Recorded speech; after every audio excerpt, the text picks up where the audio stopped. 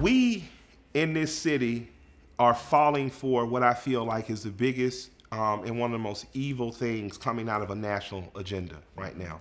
And that is to separate people according to race and class. And it is to get poor people of a different race to attack and politically look at other poor people in a different way, when really, again, I feel like cronyism and oligarchy have reigned supreme nationally, and I believe Atlanta is a microcosm of that.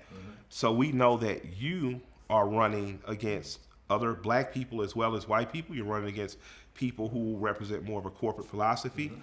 From the black community, why haven't the black candidates or the candidates that are friendly to the worker class, no matter what color, sat down in a room and say, this is the one person that should be running and this is who we're going to get behind? Why is there, or does there appear to be, such a lack of cooperation amongst the candidates, and is that good for the community? I think it's a result of three different things. One, there's been a disintegration of how things have been done traditionally. On the one hand, maybe that's good because it opens up the political system. On the other hand, there's negatives to it because when you have that disintegration of tradition, you got people going for self.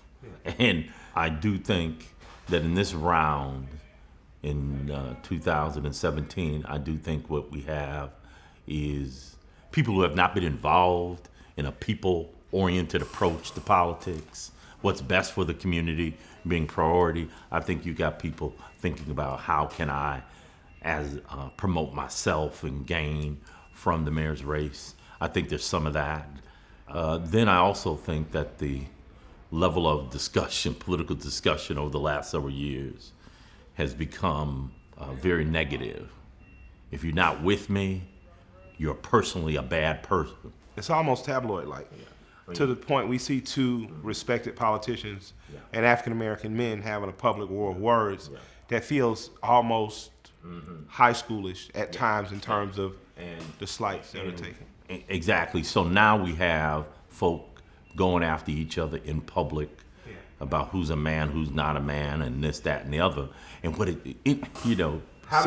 Senator Sanders said something recently. He said, anytime you have inequality, you have corruption. People who don't care about whether the community is served well, can get involved in those kind of personal back and forth. That's why, a TV reporter tried to get me involved in that mess. I said, no, I'm not going to get in it, because what I'm not going to forget, it's not about me. It's not about me liking this one or not liking this one. What this is about, at the end of the day, about the people. I mean, I'm going to talk bad about somebody, and people in my city can't get affordable housing, can't get a job.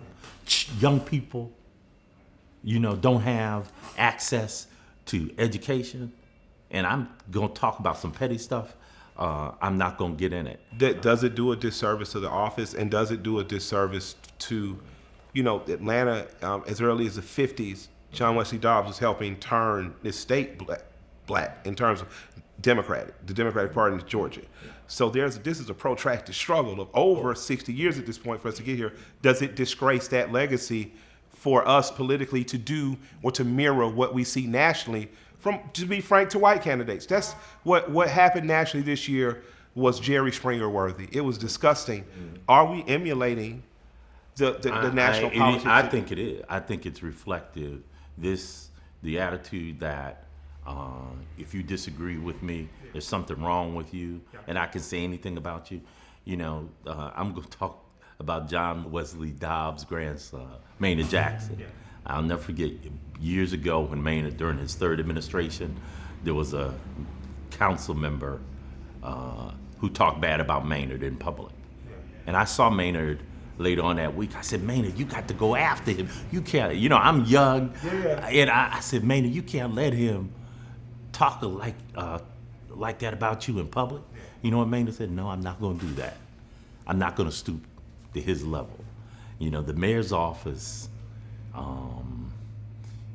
to me, represents a level of dignity and gracefulness that has been lost over these last several years.